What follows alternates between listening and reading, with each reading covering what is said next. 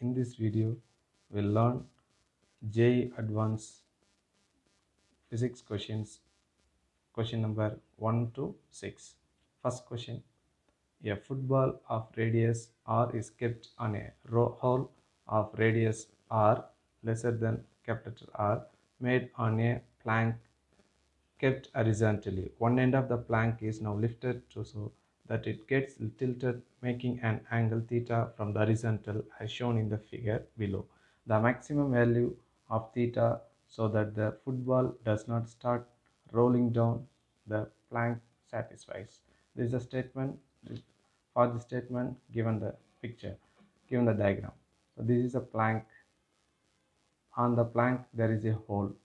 When the ball is rolling down on the plank, the ball is going to stuck on this hole. At what angle, at what maximum angle this football should not roll down further on the plank. So that maximum angle we are going to find out. That maximum angle should satisfy in these options any one of them. So first we'll think the weight of the football always acting perpendicular to the ground. So this is a football. Now this is plank.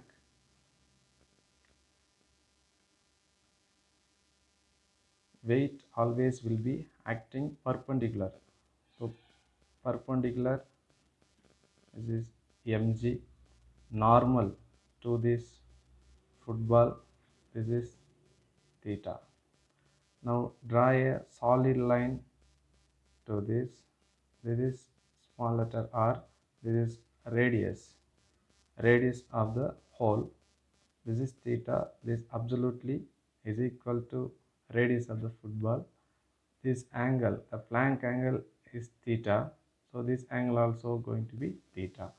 Now sine theta is equal to opposite by hypotenuse. So opposite is r, hypotenuse r. So the correct option is first one, sine theta is equal to small r by r, where small r is the radius of the hole on the plank and r is the radius of the football. So this is the condition, maximum angle up to which sphere will not roll down contained in the hole. Question number 2. A light disc made of aluminum, a non-magnetic material, is kept horizontally and is free to rotate about its axis as shown in the figure. This one. A strong magnet is held vertically at a point above the disc away from its axis. On revolving the magnet above the axis of the disc will rotate in what direction? See, this is a magnet. The magnet is vertically kept above the disc. So this magnet going to revolve about the axis, around the axis of the disc. So when this magnet revolve around the axis of the disc, due to the magnetic flux linked with the disc, eddy current is induced in it. This eddy current opposes the relative motion.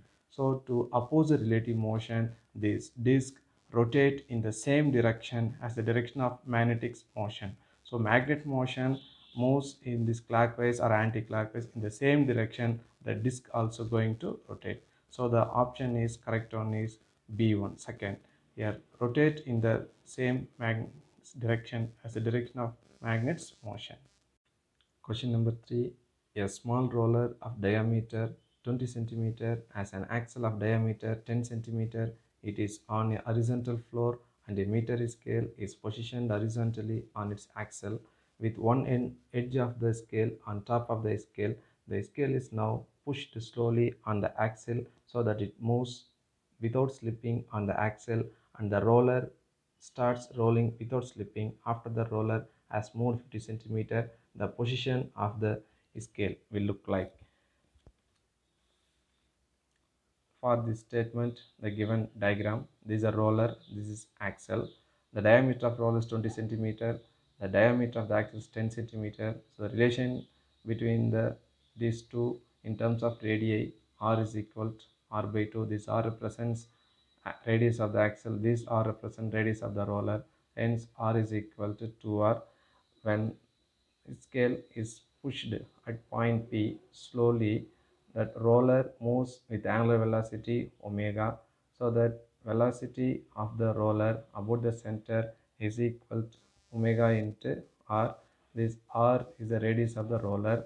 Already we know that relation between this radius of the roller and the radius of the axle, R is equal to 2R. So if you substitute here, you will get V center is equal to omega into 2R. Now that scale is kept at point P to push slowly the system. So distance moved by scale. The distance moved by scale is Vpt is equal to V center plus omega r. This V center represents linear motion. This omega represents rotational motion into time. V center plus omega r. This omega r we can take from above formula.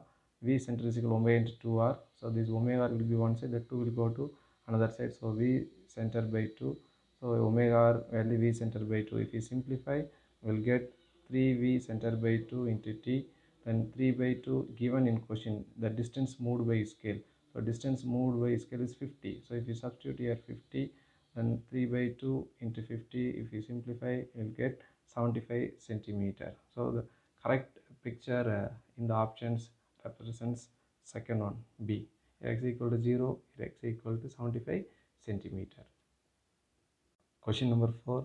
A circular coil of radius r and n turns as negligible distance given question. For this statement, the given diagram. This is a diagram, is a capacitor. The capacitor is connected to the circular coil. Through the circular coil, magnetic field flows through it. This is tap key. When the tap key is closed, the capacitor is going to discharge the charge. So it is going to discharge. It is positive, it may be negative, it doesn't matter, or it may be negative or it may be positive. When the tap key is turned on, discharge takes place short period of time. The short period of time is nothing but impulse. This is not steady condition, this is impulse. So what will happen, the impulse situation passing through this coil, magnetic moment is acting out of the sheet of the paper. It's a magnetic moment. In the uniform magnetic field, if you place the magnetic dipole moment, it experiences torque. So the torque formula, we know that torque is equal to mb v sin theta, where magnetic moment and magnetic field acting perpendicular to each other. The torque tau is equal to mb into b. Only you are going to get. Now they are asking the angular momentum. So angular momentum, the magnitude of angular momentum we are going to find out. So in terms of torque, angular momentum L is equal to tau average del T.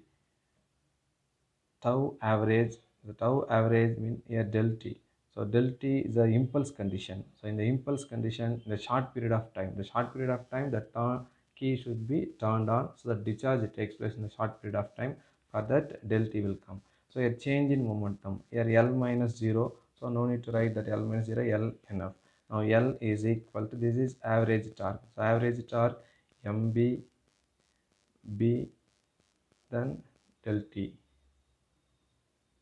M is the magnetic moment. Magnetic moment is mb is equal to nia, where n is the number of turns in the coil, I current passing through the coil, then a is nothing but area of the coil. So area mbni, area of the coil is circular form pi r square, where r is the radius of the circle. Now L is equal to mb formula ni pi r square then b into del T. Now I del T, that is Q. So Q is equal to I del T. Now L is equal to n q pi r square b. So in diagram they given b naught, so you can write b naught. So angular momentum is equal to n q pi r square b naught. So given in the options, B is the correct answer. Question number 5. A parallel beam of light strikes a piece of transparent glass having cross section as shown in the figure below. Correct shape of the emergent wavefront will be. Figures are schematic and not drawn to scale. They did not give any scale for this diagram. The light parallel beam of light incident on the glass. So after that emergence, there will be deviations. So when light moves from denser to rarer, it moves away from the normal. The light ray moves away from the normal. This is converging. The convergent. This is divergent. This is convergent. So in this convergent, if you consider this is normal line, the light after passing through this moves away from the normal. Then suppose if you consider this one also, it moves away from the normal. Here light moves, this is convergence. So convergence is a denser, this is rarer. So here also away from the normal. This is normal, so light moves away from the normal. And here also same one. So if you consider one more ray, here moves away from the normal. So this is perpendicular, so here moves away from the normal. And here the convergent, this is perpendicular, so it moves, this is perpendicular, it moves away from the normal. Then here also moves away from the normal. This is normal line, so it moves away from the normal. So these are the light waves, emergent light waves. Emergent light waves will be here converging. So converging, it will be like this. Here divergent, so it will be like this. Here convergent means it will be like this. So the first one is the right option. First one is the right one. Question number 6. A open-ended U-tube of uniform cross-section area contains water, density 1000 kg per meter cube. Initially, the water level stands at 0.29 meter from the bottom in each arm. Kerosene oil, that is an immiscible liquid in the water, of density 800 kg per meter cube is added to the left arm until its length is 0.1 meter as shown in the schematic figure below. We have to find the ratio of H1 by H2. So for this statement, the given diagram, see this is the left arm. The left arm contains kerosene. The density of kerosene is 800 kg per meter cube. This is water. So if the kerosene is added to the left arm, the level of the water level will be depth, and here level of the water level will be raised up. Now consider this was a initial level. So this was the initial level. So your depth is dx, your water raised, your depth is x, your water raised x. Then here x will be there. Now we have to find the pressure at a level on the two sides of the arm. So this is A level, this is B level. The pressure rho k g multiplied by 0.1. Here rho w multiplied by g, then height is 2x. So rho k, density of kerosene. So density of kerosene, the given question 800. Here g, both the sides going to be cancelled, and 0.1.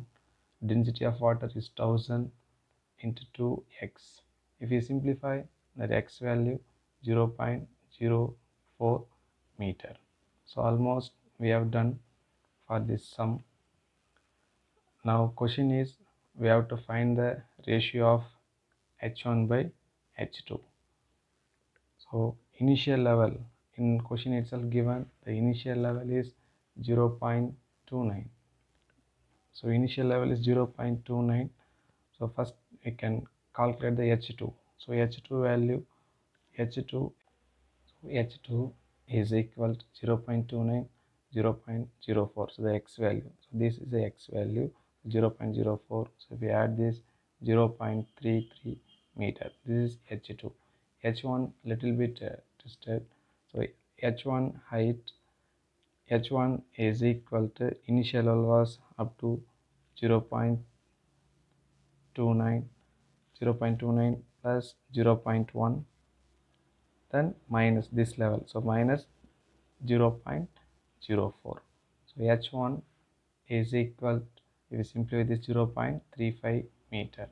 The ratio H1 by H2. So H1 by H2 is equal 0.33, 0.35 by 0.33. So if you multiply with 100 in numerator denominator, we'll get 35 and 33. This is the answer.